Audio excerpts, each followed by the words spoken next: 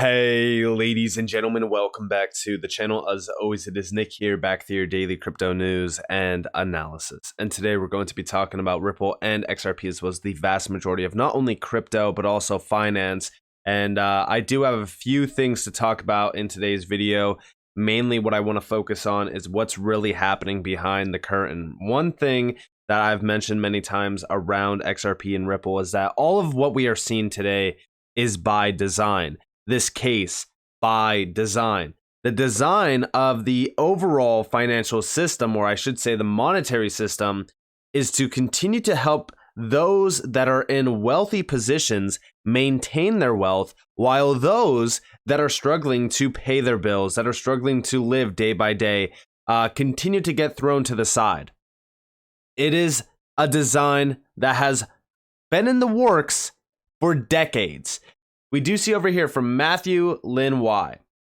The design of the US debt-based monetary system to manipulate its users to borrow, disincentivize savings, and use inflation to maintain wealth advantage to the owners of the system. Look at this. US personal savings rate by year, 10.1, 12.8, 11.1, and look at it, decline. And in 2020, we did have a decent amount of savings, 16.8%, the highest in a very long time. But then all of a sudden, do you see what happened? Plummets to 3.7%, their lowest since 2007. By comparison, the savings rate in 2008 was 4.6%, and in 2009, it was 5.9%. I want you guys to understand that our economy currently, today, is holding on by a thread. That thread is Saudi Arabia, which I've mentioned many times, the petrodollar deal. But what happens when that's gone? And also, I made a tweet just recently. In fact, just 3 minutes ago before I started recording this video. And I said, what do you think happens when the bail-ins begin and bank accounts get completely wiped out? Many individuals don't believe that this is going to happen. But let me talk about how and why this will most likely happen. So one, FedNow. What we have been hearing about this FedNow service is that it's absolutely incredible. It's going to make things fast, efficient, secure. Don't worry, everything's going to be safe, and it's going to make the system run efficiently. It's going to be 24/7, 365, instant settlement, instant payments, blah, blah, blah, all that nonsense that they're touting. Look at this headline here. FedNow could outcompete almost every crypto project in existence. Read that title one more time. Now tell me you are not thinking the same thing that I'm thinking. Nonsense. That's exactly what this is. I want you guys to understand that this FedNow system could very well be the catalyst that collapses the entire system. This could be the end-all, be-all for the financial system that will ultimately usher in the digital system. Because what we are seeing right now is not the beginning of a recession or a depression, but it's the beginning of this major transition to the new financial system. And this new financial system is going to be touted as the most incredible thing since sliced bread. Don't worry, everything's going to run efficiently. You're not going to have an absolute issue on anything. You can make payments to your friends overseas for, blah, blah, blah, this, that, whatever. No. Their marketing tactics have worked forever on those that continue to follow the mainstream media, that follow the crowd. But those that are seeing the warning signs here are also seeing the fact that this is by design. They don't want decentralized finance. They don't want crypto. They don't want you in control of your finances. I'll tell you what, go to the bank and tell them that you want $10,000. $10,000. Now, to most people, yes, $10,000 seems like a lot, but really, it's not. Go to the bank, ask for $10,000 worth of your cash, and tell me how long it takes for you to actually get that in hand. You have to jump through loopholes, you have to do this, you have to do that, you have to wait. Maybe we don't have the money on hand at the bank because, again, banks barely hold any cash today.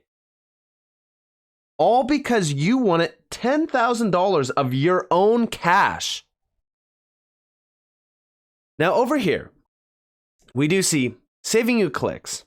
The case for banning crypto is written by a career academic with a hatred for the industry. The crypto people aren't paying taxes is published weeks before the tax deadline after a year in which most people lost money. Don't let this stupid drag you down. And yes, we continue to see this narrative being pushed around crypto. They want to get rid of crypto. And most people that are not in crypto, which again is a very large percentage of the general public, well, guess what? They don't see a need for crypto because they have not done research. They have not looked into anything. Now let's look over here. The Fed just announced it will introduce its FedNow central bank digital currency in July.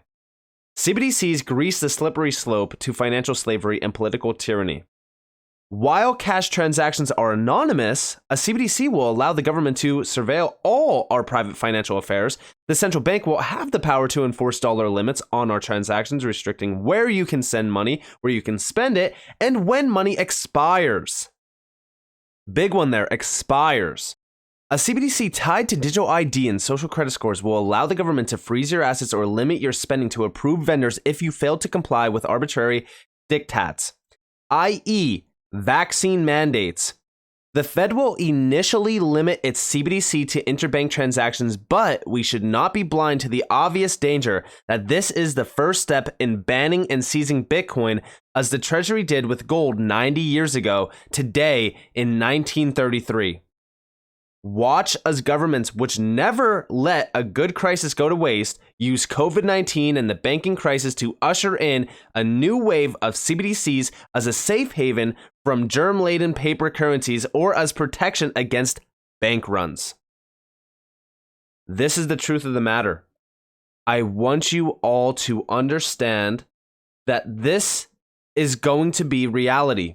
This FedNow service is much larger than what most people think. And I do think that the FedNow service itself, yes, I do think that it's going to be an ushering in of the CBDC, but I think that at first the FedNow service itself is going to cause extreme damage to the financial system. How? Well, Caitlin Long said it perfectly. We do see this is why the status quo won't hold. The infrastructure has atrophied and can't keep up with user expectations. Introduction of FedNow in July with 24/7 365 availability could easily accelerate bank runs. It's a catch-22 for banking system. It needs to hold a lot more cash. Physical cash. And we do see down here, completely agree, we have a mismatch in velocity and expectations in the banking space. Consumers expect 24/7 transactional access, but the policies and infrastructure rely on a multi-day turnaround model. We need a new model. What do you see over here? I do not agree with FDIC Gov testimony that liquidity risk at banks are difficult to manage. It's not rocket science. If banks simply held cash to back their demand deposits, there would be no need for bailouts. It's really not that complicated. And again, going all the way back to this tweet here and this tweet, combining both of them, the craziest thing is about this FedNow service is that, yes, it's going to make payments instant. It's going to allow 24/7, 365 availability. Do you not know how complicated that is for our current banking model? It will not be able to sustain the withdrawals, the deposits, everything that is going to happen on a 24/7, 365 time frame. Think about it like this. Look at the banking collapses that recently happened in time, and that's going off of this extremely slow system. It gives them time for them to source liquidity and inject liquidity. But guess what? What if you take away that time? What if you have instantaneous settlement and payments? This cannot be sustainable. It absolutely can't. And remember what I've said. Bail-ins. A lot of people don't think that this can happen, but guess what? It is the truth. The FDIC can come in, take your money out of your bank account, and bail in the bank. Why do I believe that this is going to happen? Well, the FDIC. I think that this is the biggest warning sign around the FDIC. Their reserves were only 128.2. Think about this. 128.2, billion dollars. You have $128.2 billion in reserves to cover these massive amounts of bank accounts. Remember, the threshold is $250,000 on the FDIC insurance. But how will they ever cover all of those bank accounts if their reserves is only $128.2 billion? I want you guys to understand that when we look at the SVB bailout, it consumed over 15% of those reserves alone. That's just one bank. I want you guys to understand that what we are seeing right now around the banking sector is much larger than what most people will anticipate. The US banking system is fine. That's what they tell you. The US banking system, biggest monthly loss in deposits in history. $389 billion. But guess what? We're covered. Don't worry, the FDIC, they got you. You're insured. Your deposits are fine. Everything's okay. Keep your money in the bank. Yeah, because guess what's coming? Bail-ins. We are going to see a collapse like we've never seen a collapse in history. Don't believe me? That's okay. You don't have to. Many individuals don't believe that bail-ins will happen, that another 2008 will likely happen. Another 2008 would be the good news.